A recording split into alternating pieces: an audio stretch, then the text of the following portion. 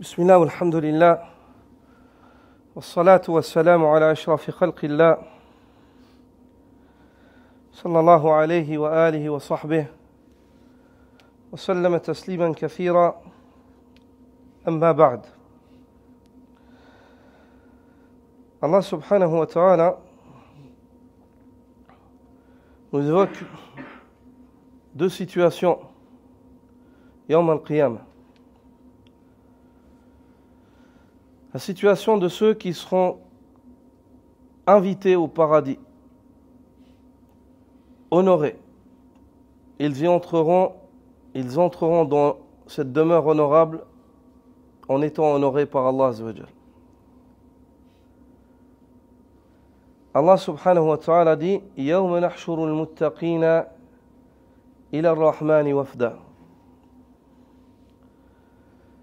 Et ici dans ce verset-là, Allah n'évoque pas le lieu, mais il évoque la meilleure chose qu'il y a dans ce lieu-là. Ce jour-là, où nous allons ressusciter les pieux vers le tout miséricordieux. Ila ar-Rahman. Wafda, en délégation. Ils viendront comme des délégués. Yukramun. Ceci car la plus grande délice du paradis, ayyuha al-ikhwa, c'est le fait de voir Allah subhanahu wa ta'ala. Et c'est le but et le désir. Al-ghayatul uzma. An-nadaru ila wajhi Allah ta'ala. Le fait de regarder Allah subhanahu wa ta'ala, de contempler Allah. Et Allah évoque, il dit Yawma nahshuru al-muttaqina ila ar-Rahmani wafda. Viendra ce jour où nous allons ressusciter les pieux, ceux qui étaient pieux, pour les diriger vers Ar-Rahman, celui qui est débordant de miséricorde. Wafda, ils iront comme des délégués, comme des délégations. Al-Wafd yukram, ya'ti wa huwa mukram. Les délégations, lorsqu'elles viennent, elles sont reçues. On leur prépare un accueil. Puis, la deuxième situation, il dit وَنَسُوقُ الْمُجْرِمِينَ إِلَى جَهَنَّمَ وِرْدًا. Et nous allons conduire les criminels vers l'enfer. Wirda, comme on conduit des troupeaux à l'abreuvoir. On les bat et on les pousse. Comme on conduit des troupeaux à l'abreuvoir, des bêtes. Quand il parle des pieux, il dit wafda, comme une délégation. Quand il parle des criminels qui auront pour destination l'enfer, il dit qu'ils seront conduits sans être respectés et honorés, comme on conduit les bestiaux. Wirda. Ayyuha al-ikhwa, ce verset-là, ces deux versets-là de Surat Maryam, Allah subhanahu wa ta'ala évoque deux destinations et deux situations différentes. Dans l'une des destinations, il n'évoque pas la destination, mais il évoque la chose la plus délicieuse qu'il y a. Ar-Rahman. En liaison avec les pieux. Et dans le deuxième cas, il évoque l'enfer. Car il n'y a rien de pire que cela, comme châtiment ignoble et avilissant. Et il évoque cette situation, ces deux situations.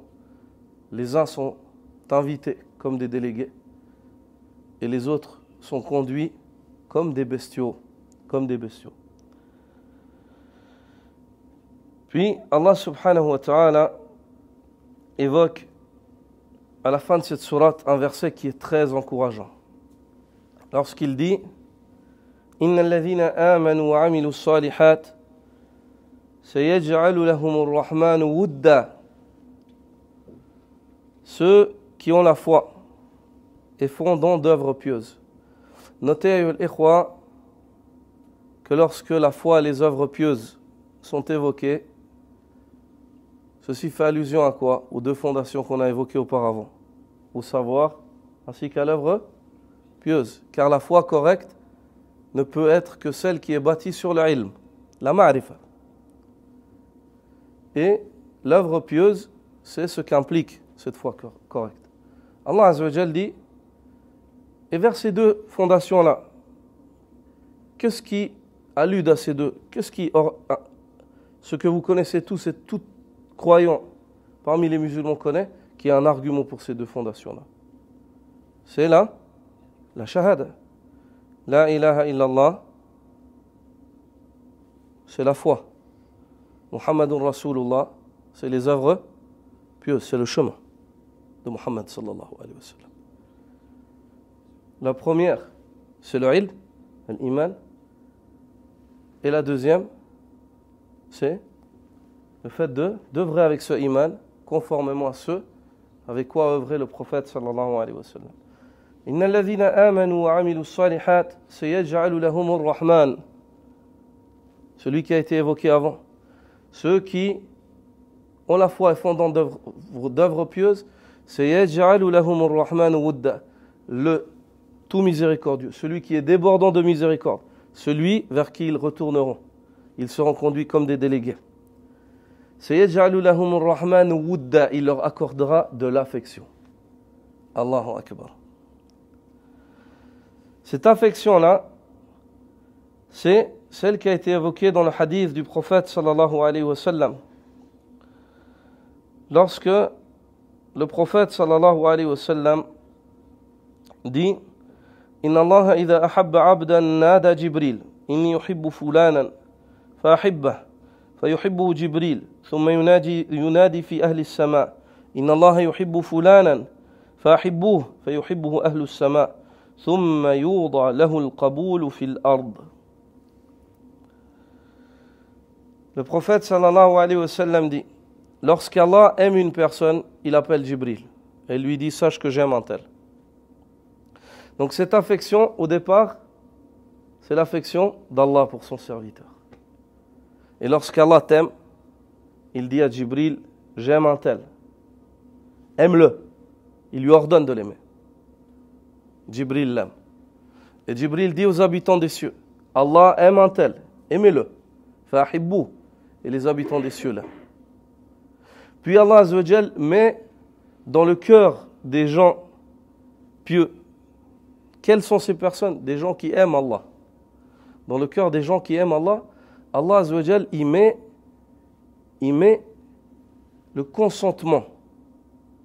Il consente à cette personne-là. Il l'aime. Il n'est pas non désirable. Est-ce que vous comprenez? Subhanallah. Mais ça part de où? Inna alladhina amanu wa amilu salihat. Ceux qui ont la foi et font dans d'œuvres pieuses. Aussi, ces deux points-là, les savants disent al-iman, islahul al-batin. Wal-amalu salih, islahul zahir. Par la foi, l'homme, il réforme son intérieur, par les œuvres pieuses, il réforme son extérieur. Ceux qui disent que la foi, elle est juste à l'intérieur, c'est faux. Ceux qui disent que c'est juste l'extérieur, c'est faux. C'est l'intérieur et l'extérieur. Il est primordial que l'homme fasse ces deux réformes, mette en pratique ces deux réformes. La réforme de l'intérieur par l'iman et la réforme de l'extérieur par les œuvres pieuses. Ceux qui se réforment, ceux qui ont la foi et fondant d'œuvres pieuses, le tout miséricordieux. Celui qui est débordant de miséricorde, il leur accordera de l'affection. C'est de là que ça part. Et lorsqu'Allah, il accorde de l'affection à un serviteur, il ordonne Jibril de l'aimer. Jibril ordonne les habitants des cieux de l'aimer. Et Allah Azza wa Jal met dans le cœur des croyants qui aiment Allah Azza wa Jal et son prophète sallallahu alayhi wa sallam de l'affection pour cette personne. De l'affection pour cette personne. Allah subhanahu wa ta'ala évoque ensuite la clé de la guidée, le Coran. فَإِنَّمَا يَسَّرْنَاهُ بِلِسَانِكَ. Ce Coran-là, nous te l'avons facilité en le révélant en ta langue maternelle, ô Muhammad. لِتُبَشِّرَ بِهِ الْمُتَّقِينَ. Afin que tu fasses belle annonce aux pieux. وَتُنذِرَ بِهِ قَوْمًا لُدَّا. Et que tu avertisses un peuple irréductibles, que tu avertisses un peuple irréductible, qui ont la tête dure, qui ne veulent rien comprendre. Le Coran, cette source de khayr, Allah Azza wa Jalla l'a révélée et c'est la clé de tout ce qui vient d'être évoqué. Accroche-toi au Coran en apprenant, en tirant le savoir qu'il est à tirer du Coran et en mettant en pratique les enseignements qui y sont dictés.